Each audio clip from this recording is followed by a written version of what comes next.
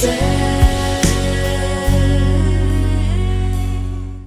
everybody, this is Namita Thapar, Executive Director of Emcure Pharmaceuticals, and today we're going to be talking about COPD, Chronic Obstructive Pulmonary Disease. And this is a condition that most are not aware of. It affects 10 to 15% of the Indian population. The shocking statistic, less than 10% get treated for this. So today we have our expert, Dr. Jeenam Shah, and our two lovely ladies, Gauri and Nepa. Thank you so much. What exactly is COPD? And most importantly, there are three major lung conditions. You have COPD, you have bronchial asthma, and you have lung fibrosis. But very often, asthma and COPD are confused and used interchangeably.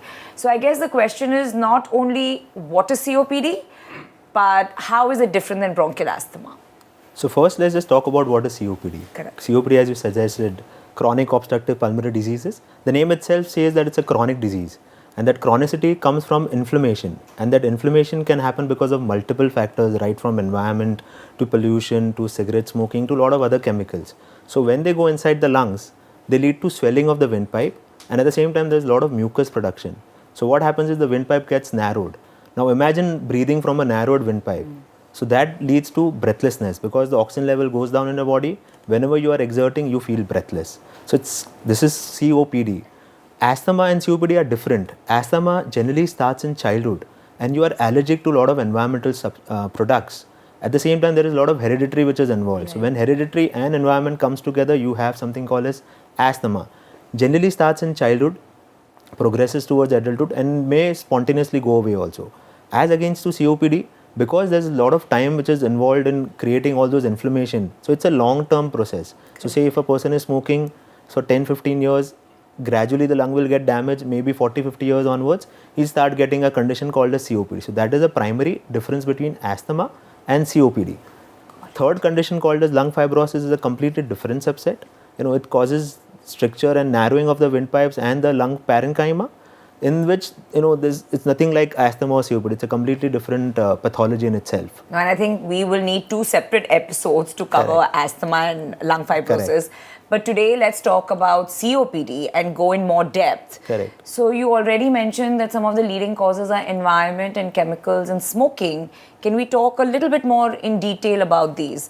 Because we're all faced with environment, chemical, and not smoking so much, that's a choice. But the other part is a byproduct of where we live. Correct. But some get it, some don't get it. So how are some people more susceptible to getting it versus others? So as we know with asthma, the same thing with COPD also. So you need to have a genetic preponderance. Okay. So what happens is when genetically your lungs are weak, or you have a family history of COPD, at that time there is more susceptibility to those environmental products. Now we come to the environmental products, smoking still is the leading cause of this kind of COPD condition. Okay. And by smoking, I just don't mean cigarettes, I mean by any kind of smoking. So whether it is a BD smoking, nowadays a lot of people are going into vaping and e-cigarettes and all those kind of cigarettes, which are equally harmful. There have been a lot of discussion, a lot of data which says that one thing is preferable over other. But technically there are a lot of other differences, like the amount of smoke that you take, the depth of what you take in, how many times you take it in a day, all those things matter, and even the company to company differences is also significant. I'm so glad you're mentioning this because I think there's a very big myth that if you're doing vaping or e-cigarettes, it's not as harmful as a normal cigarette. Which is again a myth. Which is a myth. Yes. I'm glad we're talking about it today. What about cigars? Cigars are equally dangerous, if not more dangerous than the routine cigarettes. So what happens is each cigarette has some 4,000 plus chemicals. And when this goes inside the lungs, it leads to all those kind of inflammation in the windpipe, leading to narrowing. But cigarette smoking doesn't affect the person who is smoking. It also affects the people who are around. The secondary smoking. The second-hand smoke, which we call it as, which is equally or if not more dangerous than the primary person. So when it goes inside the body, because those are incombustible products, they cause more damage. So when you are entering a room which is smoking full of smoke, you are going to equally get damaged. Absolutely. So it's not just you, it's about people around you also which causes smoking. Absolutely. So cigarette again is the most important thing. In India, the second most important cause is wood chulha exposure. So if you see 70% of Indians live in rural areas where if you have heard about it, it's something called as wood chulha, where the ladies cook in the chulha, which is like a wooden thing where they have a utensil on the top of you. So what happens is all those products which are combusted, they lead to a lot of smoke. And invariably that kitchen is something which is narrowed off, it doesn't have ventilation, and all those smokes, say 4 hours, 5 hours in a day, you are inhaling those smokes. So most of the interior females, interior Maharashtra or interior any kind of rural areas females, generally in adulthood they do find breathlessness, which in India is a big cause, because still today a lot of Indian women are cooking in wood chulla. Absolutely. That is a very important cause. Apart from that, you have other causes like environment. So environment is something because of a lot of chemicals we see with urbanization, a lot of chemicals from the exhaust, a lot of chemicals from the industries, vehicular exhaust. All this leads to a lot of chemicals like carbon dioxide, monoxide, particulate matter, and a lot of other nitrogen substances. When again inhaled in a good amount, and especially in urban areas, you do end up getting a lot of people who are non-smokers but still end up developing a condition called as COPD. Right. Apart from that, there are a lot of genetic causes like genetic deficiency of some genetic factors, which can also lead to COPD, but it's not very common, it's very rare. Okay. Let's talk about the symptoms. Correct. Breathlessness Correct. is a very important one, right? So is that the only way you know that possibly there's something going on and you need to go to a pulmonologist, or what are the other symptoms? So the first symptoms is breathlessness.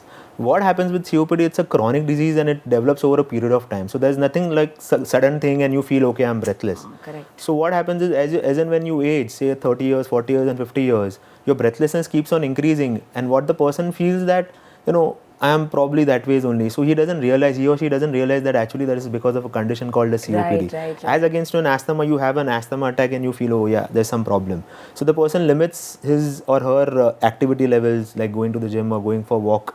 They feel that probably because of aging I'm feeling breathless. But that is why they don't end up, meeting a doctor. Now to give you what breathlessness is, the context of that, imagine, drinking something with a straw. So if you try to drink with a bigger straw, it's easier to drink more amount of liquid. Now when I make the straw size smaller and smaller, you find it more and more difficult to take that much amount of liquid. The same thing happens inside your lungs. When you're trying to breathe with a narrow orifice, it's difficulty for you to breathe inside. And at the same time, there is a lot of turbulence of air, and which is perceived as wheezing, a sound called as whistling, which happens in your chest, and you call it as chest tightness. Correct. That is the primary symptoms of COPD, that is gradually progressive breathlessness. Apart from that, you have coughing. A lot of times you see people, they are just coughing. This is nothing but a COPD cough. Mucus production, that there's a lot of inflammation happening in the windpipe, leads to mucus production, and people keep on coughing out mucus. This predominantly happens in smokers also. And now knowing that COPD is not just a lung condition, it can affect any part of the body. COPD, because it's a systemic inflammation, it can have more amount of heart problems, it can have more amount of kidney, brain, and all kind of problems.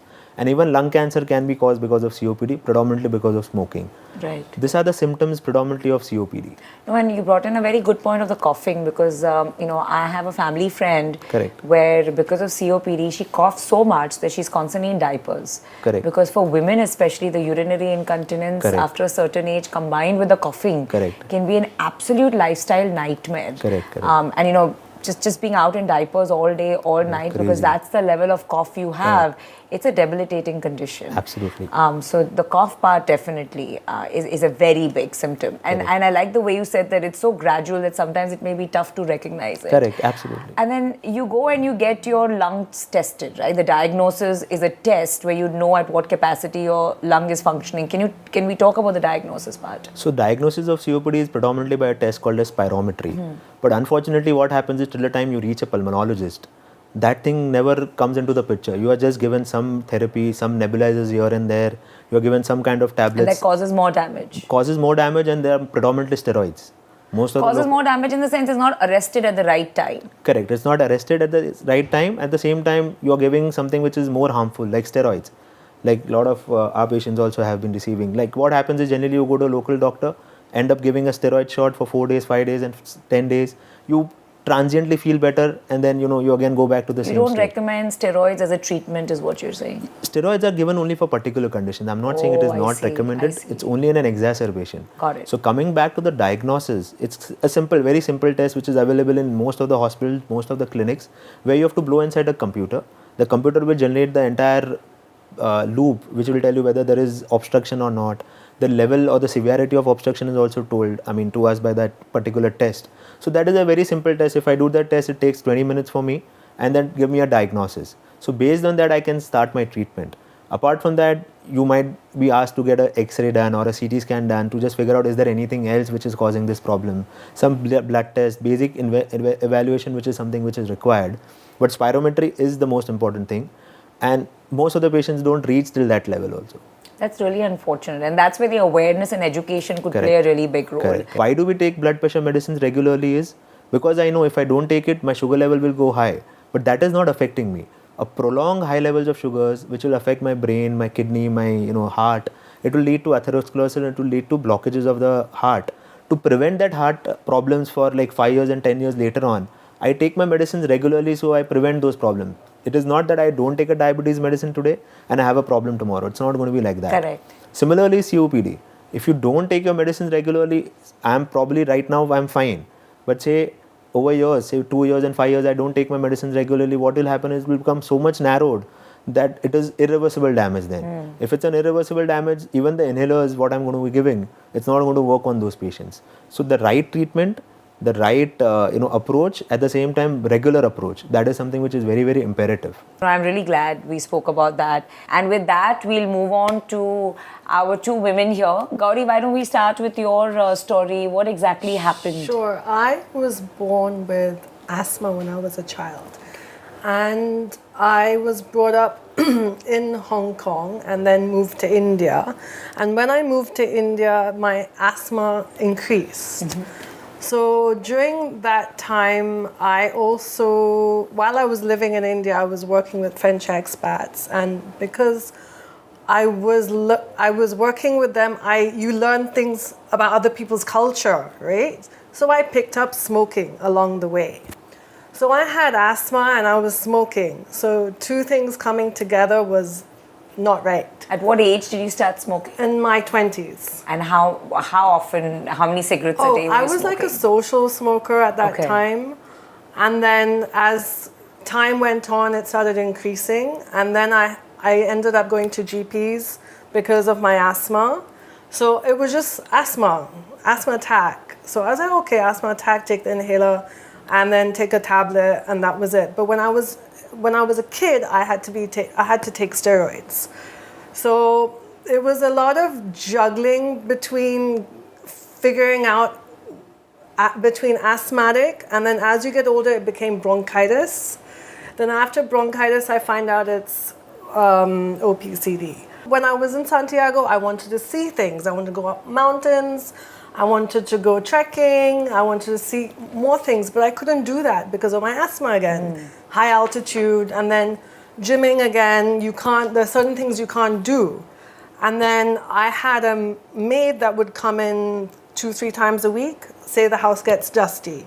I had to clean, but then again, I can't clean because I'm allergic to dust. Right.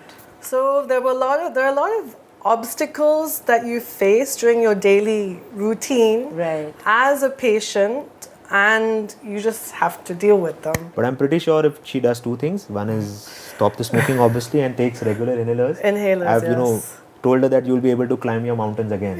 Oh, fantastic. But do you think that with these two things, the lung capacity, which is at 60% right now, you can make sure it doesn't degenerate, or can it go up to 80-90%? So it's a very good thing. So asthma is generally a reversible condition where you take a medicine regularly, your lung capacity can become absolutely normal also. But COPD is not something which will become absolutely normal. But what happens is whatever is the reversible component will get partly reversed. So say 10% or 20% do get reversed.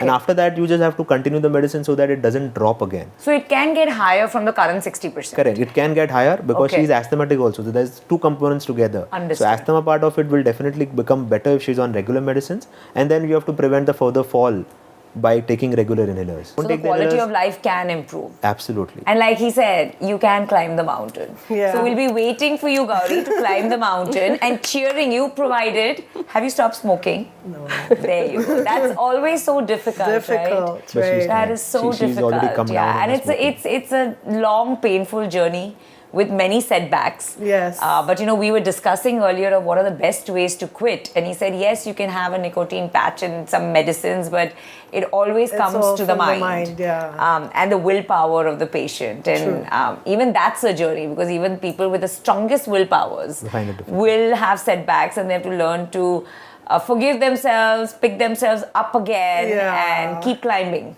Thank right? you. So I wish you the very best in this journey to conquer the Thank mountain you. and conquer yourself and your willpower. Yes. Thank you, Gauri. Thank you. What about you, Nepa? Okay, so to start with, from childhood, I used to have cough and cold very frequently. Yeah. And maybe I was allergic rhinitis, which we call. Then over the years, in around 2006, when I became a professional hairstylist. So I started working as a hairstylist in a reputed salon in Mumbai. And that was the time in an AC environment, in a closed environment, I'm working with chemicals. Right. So I'm working with hydrogen peroxide, ammonia, so a lot of color treatments, Absolutely. rebonding happening. So a lot of chemical is being infused. Yes. What mistake I used to make, I used to never wear a mask. I used to feel very claustrophobic. So I used to not wear a mask when I was working. And I was working. And then one fine day, suddenly, I just got this bronchitis attack. And I became very breathless and all. So I went to a doctor and he just gave me some steroid shots. I was absolutely fine. Back then I was very young, so I could cope up, I was very fast in that. And then over the years, again, I was working with chemicals on and on for another 15 years passed by till 2020, when I got one another attack of breathlessness, where it was quite serious. I could not actually climb one floor also properly. My God. And I was feeling breathless in my regular day-to-day activities. I was feeling breathless. I could not work properly. I used to feel fatigue. I used to not able to, function properly in my everyday routine. Also, my thinking capacity went down. My decision power was shaken up. And I was feeling depressed. Simultaneously, of course, I was going through menopause also. Right. So there were 2-3 things combined. It all came together. All together. And at the same time, COVID happened. So maybe that also was affecting. I don't know what exactly triggered it. But I was working with the chemicals that point of time also. Right. So everything combined. And then in 2020, it became a little worse. That is when my family doctor suggested you go to Dr. Jeenam Shah. I went to him and we got the PFT done. He saw the PFT reports, which were not that great. Correct. And Sorry, doctor, what does PFT stand for? PFT is the same as spirometry. Okay, they're interchangeable. Interchangeable. There's minor differences, but layman language we stick to. Same thing, you breathe into a computer for both. Correct. Yes. But PFT is something which is an advanced test where there are multiple tests. Spirometry is a basic test. Understood. I could not even live normal life, like dancing is my passion. I just enjoy dancing and all. I could not dance. Okay. I could not enjoy my life the way I was. I was very irritated. And then when I went to him, he explained me the whole thing. Are you dancing? I'm dancing. That's I important. can breathe. I can climb floors. Now I can climb at least 3 to 4 floors. That's wonderful. Yes, my Wonderful. building, I do that.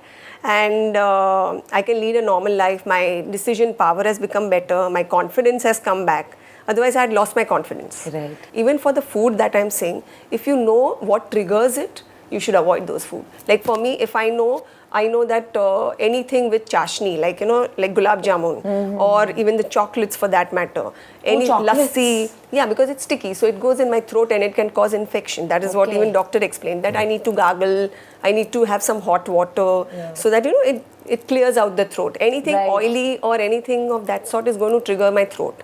Like there will be infection in the throat, which will trigger through the mucus, again the inflammation in the lungs. So everything follows up. So even the food like lassi, buttermilk, curd, which is in the fridge, ice creams, these things for myself, I have observed that these things do trigger my COPD attack, and that is why I avoid that, which will help me better, function better. Right. That brings us to the end of another really very, very, very interesting episode of Uncondition Yourself.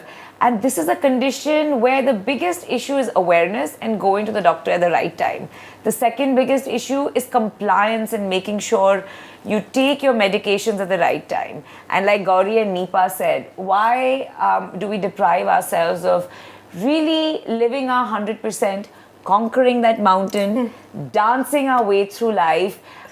We want to be our best versions. We want to be the best versions of ourselves. And for that reason, let's get educated. Let's go get that spirometry test done at the right time. Let's go understand and learn to pronounce pulmonologist, like I just did a few minutes Absolutely. back. And let's get educated on COPD. Thank you very much. तकदीर अपनी उजली